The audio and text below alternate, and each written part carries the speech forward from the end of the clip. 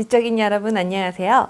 왕초보 블로거라면 꼭 필요한 정보 간략하면서도 꼼꼼하게 설명드리겠습니다. 10분이 아깝지 않으실 거예요. 참, 오늘 주제 말고도 블로그 전문가가 되고 싶으신 분들은 제가 블로그 상위 1%의 글쓰기라는 주제로 영상을 여러 개 만들어서 재생 목록 플레이리스트로 묶어 놓았는데요.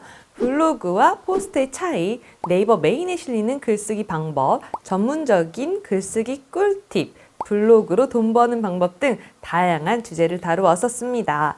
관심 있는 분들은 이 영상 전체를 쫙 보시면 블로그와 포스트에 대한 이해가 훨씬 높아지실 거예요. 오늘은 검색이 잘 되는 블로그 글쓰기 비법에 대해서 간략히 정리해 보았습니다. 검색을 통해서 내 블로그에 유입이 되는 글쓰기 전략. 첫째, 공식 인플루언서가 되는 것입니다. 우선 강력한 한방은 특정 분야의 네이버 인플루언서가 되는 것입니다. 물론 이 방법은 티스토리나 워드프레스 블로그보다는 네이버에만 적용된다는 것이긴 하지만요. 네이버 블로그를 하시는 분들이라면 이 효과가 굉장히 강력하다는 거 아실 거예요. 2020년 초반부터 네이버에서는 인플루언서들을 선정을 해가지고 상단에 노출을 시켜주는 정책이 생겼어요. 그래서 특정 분야의 네이버 인플루언서가 되는 것이 키워드에 따라 상위에 노출되는 가장 손쉬운 방법이지만 초보 블로거에게는 이게 쉽지가 않습니다.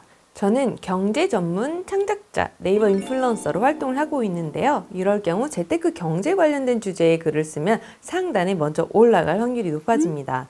네이버 측에서 이미 이 블로거는 정직한 콘텐츠를 제공할 확률이 높다고 생각을 하게 됩니다. 과거 썼던 글들을 확인하고 충분히 검증이 될 경우 이런 혜택이 생기니까요. 자신만의 전문 분야를 찾아서 꾸준히 글을 쓰거나 인플루언서를 신청하시는 것을 추천드립니다. 또 팬을 신청하시면 단순히 블로그뿐만 아니라 포스트, 유튜브, 인스타, 트위터 등등의 채널들의 업데이트 소식을 한꺼번에 확인하실 수 있으니 간편합니다.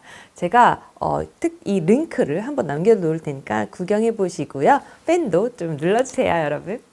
또 추가 정보로 네이버 인플루언서가 되면 다양한 키워드 챌린지에 도전을 할 수 있고요. 키워드에 따라서 제가 만든 컨텐츠들이 몇 위에 노출되는지 등수까지 확인을 할 수가 있습니다. 어떤 글을 써야 할지 모르겠다면 여기에 주제 키워드를 먼저 살펴보시는 것도 요령입니다. 검색량이 높은 키워드, 인기 참여되는 키워드, 그리고 블루오션 키워드 등 우선순위로 써야 할 글의 주제를 손쉽게 한눈에 확인을 할 수가 있습니다. 그렇지만 왕초보라면 인플루언서의 길은 험난하고 시간과 노력이 많이 들겠죠. 그럴 때는 글 하나를 쓰더라도 검색이 더 잘 될 수 있는 요소들을 포함했는지 점검해야 합니다. 블로그 상위에 되는 법, 검색이 잘 되는 글쓰기 꿀팁 두 번째. 둘째, 블로그 로직을 이해하고 자신의 현황에 맞는 키워드 전략을 짜는 것입니다. C랭크라는 것이 있는데요. 검색 랭크의 정확도를 높이기 위해 사용되는 기술 중에 문서 자체보다는 해당 문서의 출처인 블로그의 신뢰도를 평가하는 알고리즘이 있는데 네이버 검색에서는 이를 C랭크라고 부릅니다. 이 C랭크란 검색 랭킹의 정확도를 높이기 위해 사용되는 기술로 개별 문서보다는 해당 문서 출처의 신뢰도를 평가하는 알고리즘이고요. 매일 자동으로 업데이트 되고 있습니다. 네이버 측에서는 이용자가 믿고 만족할 수 있는 높은 품질의 검색 결과를 제공하기 위해서 C랭크와 알고리즘을 지속적으로 테스트하고 개선하고 있다고 해요. 네이버 검색 결과는 C랭크를 토대로 블로그의 관심사 집중도, 컨텍스트, 정보의 품질, 컨텐트, 소비 및 생산의 연쇄 반응, 체인 등을 종합적으로 판단해 해당 블로그가 얼마나 믿을 수 있고 인기 있는지를 계산해서 반영합니다. 이런 걸 이해한 상태에서 좋은 키워드, 자신의 블로그 지수에서 적절한 키워드를 찾아서 그에 맞는 글을 차근차근 써보는 겁니다. 예전에 키워드 마스터를 통해서 제가 사이트 하나를 소개시켜 드렸는데요. 여기에 쓰고 싶은 키워드를 보면 상위 노출되는 블로그 탑 10을 보여주는데요. 여기에 어떤 내용으로 글을 썼는지 확인해 볼 수가 있고 PC나 모바일 조회수가 얼마나 되는지도 한눈에 보실 수가 있습니다. 그래서 내가 도전 가능하다 싶은 키워드를 찾아서 다른 블로그 포스팅보다 약간은 차별화된 글을 쓰는 것이 중요합니다. 링크는 제가 설명란에 남겨놓을게요. 셋째, 제목과 본문에 반복되는 키워드를 적어줍니다. 그 C랭크라는 로직을 이해했다면 이제 글을 잘 써야겠죠. 가장 중요한 것은 제목입니다, 여러분. 여러분도 당연히 예상하실 수 있으실 거라고 생각하는데요. 문제는 본문에도 제목의 주요 워딩이나 키워드가 반복적으로 자연스럽게 써야 한다는 것입니다. 정확하게 몇 번을 반복해라 하는 것은 공식적으로 밝혀진 것은 없지만 블로그 고수들 사이에서는 통상 주요 키워드를 3번에서 5번 정도 반복한다고 합니다. 또 무작정 해시태그를 많이 넣는다고 검색이 잘 되는 것은 아닙니다. 인스타그램으로 여러분들이 되게 해시태그를 많이 넣으면 검색이 잘 될 거라고 생각하실 수가 있는데요. 이것은 검증된 것이 아니기에 본문에 자연스럽게 노출될 수 있도록 글의 본연의 퀄리티에 집중하는 것이 더 좋을 거라고 생각이 됩니다. 적정한 퀄리티의 글은 공백을 제외하고 대략 1000에서 1500자 이상의 글이라고 합니다. 일정한 문자의 양도 퀄리티의 중요한 요소인 것을 꼭 잊지 마시고요. 최적화를 위해서는 최소 초반 한 달에는 1개월 정도는 1일 1포스팅을 하는 것도 추천을 많이 하고 있습니다. 넷째, 멀티미디어를 활용하라. 이미지나 GIF, 동영상을 활용하는 것을 말하는데요. 글자만 있는 글 대 이미지, GIF, 동영상, 스티커, 지도 등등을 다양한 것을 활용한 글, 어떤 것이 잘 읽힐까요? 역시 눈치채셨죠? 맞습니다. 글을 읽는 독자들 입장에서는 글만 쭉 나열하면 이게 지루할 수가 있는데요. 대신에 다채로운 요소를 활용하면 읽는 사람의 피로감을 줄어들게 만들어줍니다.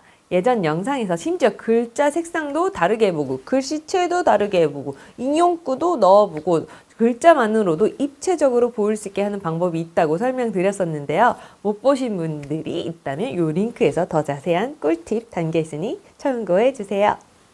글자를 입체적으로 하는 것과 함께 더 효과가 좋은 것은 글을 읽을 때마다 쉬어가는 파트나 이해가 더 쉽게 되는 그림, 표, 영상 등이 중간중간 적절하게 들어가 있는 것입니다. 좋은 글은 독자가 읽는 게 편하고 재미있고 궁금해서 끝까지 볼 수 있게 하는 것입니다. 나만 생각하면 글만 훅 쓰는 게 편리한데요. 읽는 상대를 더 배려하는 거죠. 그러니 배려심 많은 분일수록 포스팅의 퀄리티가 좋아지고 검색도 상위에 노출될 수 있겠죠. 조금 더 배려하는 글쓰기 여러분도 하실 수 있겠죠. 역시 엄지척입니다. 제 채널의 구독자분들은 굉장히 지적이시고 참 이렇게 지적인 분들이 잊지 않고 구독과 좋아요를 눌러주시겠죠. 5번째, 러닝 타임, 체류 시간을 길게 만들자. 고객이 검색 키워드로 들어와서 얼마나 오래 체류하는지, 즉 글을 처음부터 끝까지 읽어내려가는지가 품질 요소 중에 하나입니다. 크리에이터 어드바이저라고 하는 블로거를 위한 통계 분석 앱의 지표를 살펴보면 제가 쓴 글 하나하나 평균 대비 얼마나 경쟁력이 있는지 점수로 이렇게 표기를 해줍니다. 그러니 잘 쓴 글이나 잘 읽힌 글은 다른 글 대비 경쟁력이 높아서 좋은 점수를 받게 되고요. 고퀄리티의 블로거라고 인식을 하게 됩니다. 이런 선순환이 지속적으로 발생하면 제가 쓴 글은 계속 상위에 노출이 될 수 있게 되는 거죠. 이미지나 동영상 같은 경우 저작권의 이슈도 중요한데요. 그래서 여기저기 널려있는 이미지를 쓸 경우 요즘 인공지능이 너무 발달돼서 바로 이렇게 쫙 잡아냅니다. 그러면 품질 지수가 나빠지는데 영향을 주겠죠? 그래서 직접 찍고 직접 편집한 이미지와 동영상을 쓰는 게 중요합니다. 여러분 생각해 보세요. 음식 하나를 판다고 해도 마찬가지잖아요. 좋은 재료, 정성스러운 요리법, 데코레이션이나 플레이팅 등이 음식의 가격에 영향을 주는 것처럼요. 포스팅 하나를 잘 하는 것은 손님에게 좋은 음식을 대접하는 것이라고 생각해 보세요. 이해하기가 쉽죠? 마지막으로 꿀팁! 최종 글은 모바일과 앱, PC에서 더블 체크를 한다는 겁니다. 데스크탑이나 노트북 컴퓨터로 블로그 글을 이쁘게 썼다고 막 생각하시고 발행하고 나서 모바일로 체크하지 않는 분들이 있습니다. 물론 PC에서 예쁘게 잘 썼다고 생각하실 수가 있지만 막상 모바일로 보면 막 띄어쓰기나 문단 나누기, 이미지 삽입 등등이 깔끔하게 잘 정돈이 안 되어 있다고 느껴지는 경우가 있습니다. 이런 분들은 둘 중에 하나만 신경을 쓰신 걸 텐데요. 그런데 두 개 다 체크하시면 PC에도 모바일에서도 깔끔하고 잘 써진 글이라는 생각이 들 수가 있습니다. 썸네일도 모바일, PC에서 잘 보이는지 더블 체크해 보세요. 또 놓치기 쉬운 것은 장소 태깅에 관련된 것인데요.